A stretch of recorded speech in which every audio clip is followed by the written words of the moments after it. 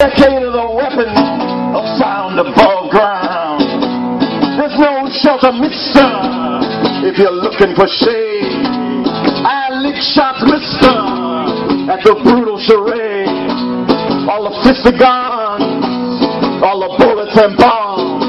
Who stuffed the bank? Who staffed the party ranks?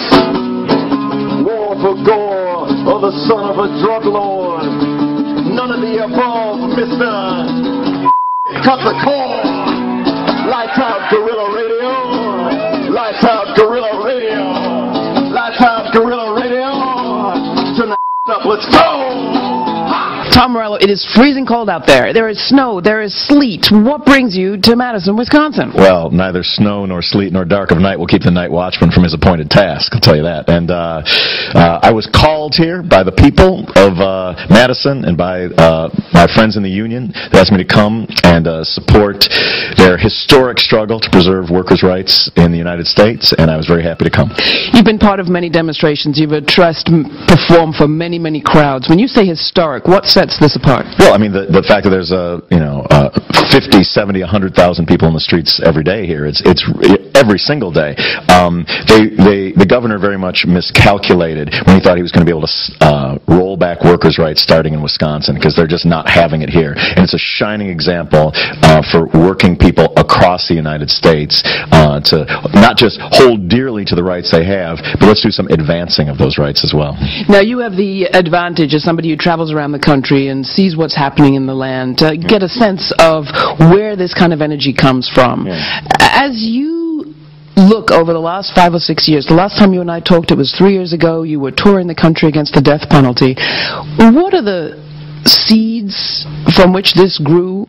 And what's the scene nationally? Sure. Well, this is not news, but I mean, the Obama administration was elected, and Democrats showed no spine whatsoever. There's zero steel in their backbone. That's why everybody's so energized by this struggle. It's like Madison has set the example for the rest of the country. It's finally people on our side are standing up strongly, and not just demanding their rights, but they're going to get it. Like if you spent any time in the Capitol building, spent any time in the streets, the one thing that you know is that we're winning.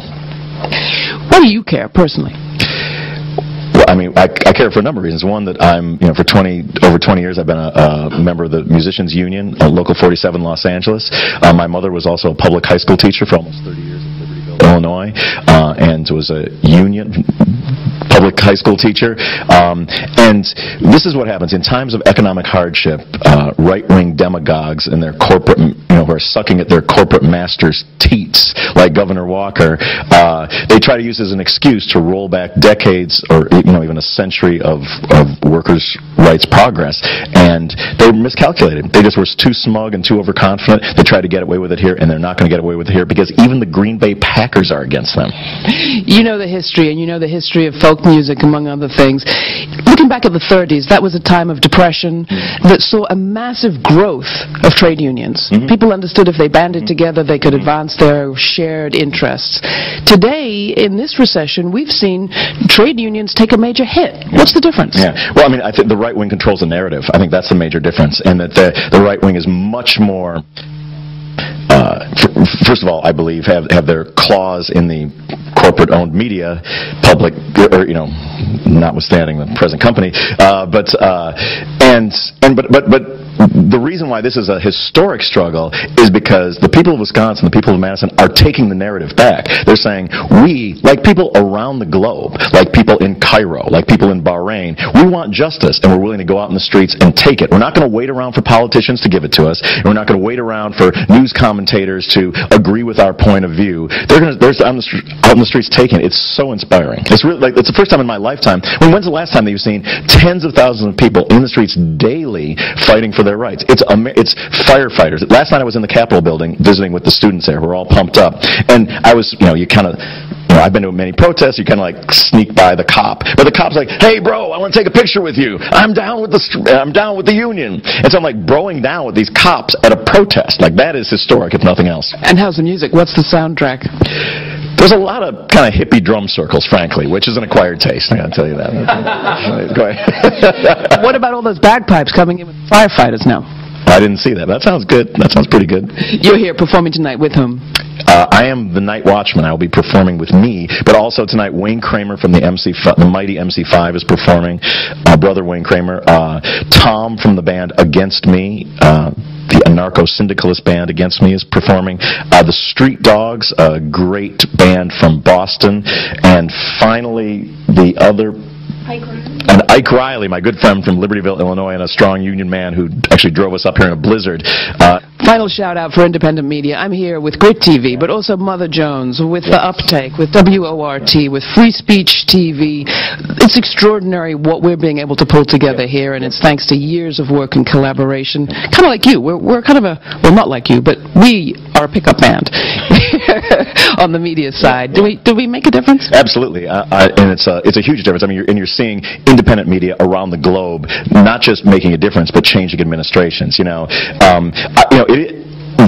are a lot of similarities between what went on in the streets of Cairo and what's going on in the streets here, and it's one tyrant down, one to go. I forgot. There's always one more question off to finally. Musicians have had to reinvent their economy from a structure that was all about the big corporations and getting the great big deal and a lot of money to one that's increasingly about self-production, self-promotion, having your own label.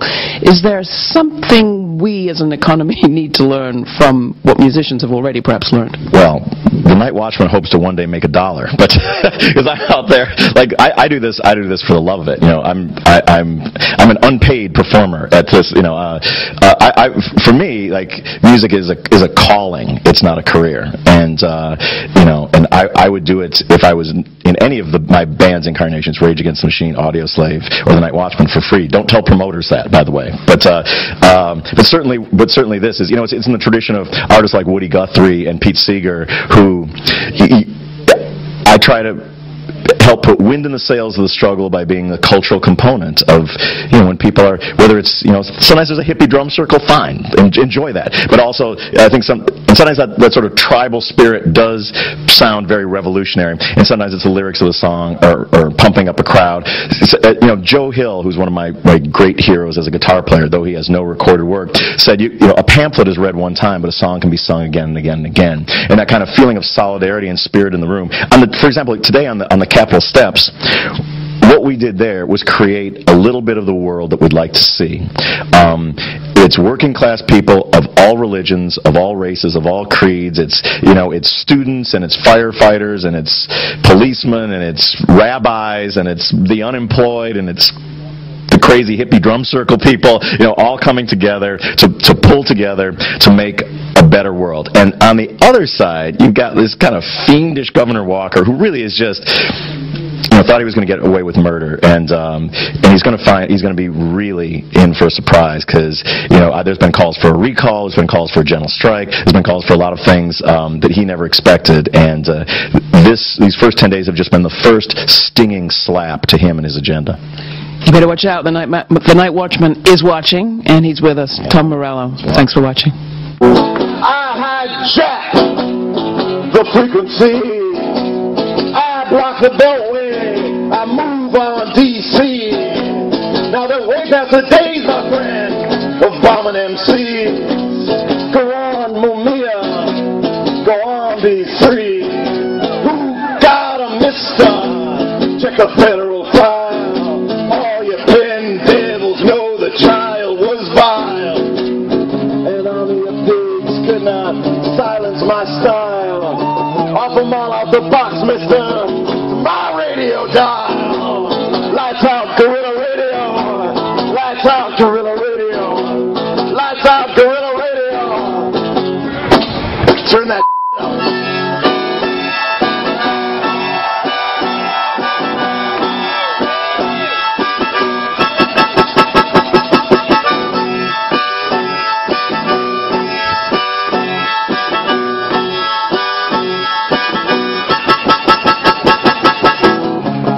Start somewhere, it has to start sometime. What better place than here?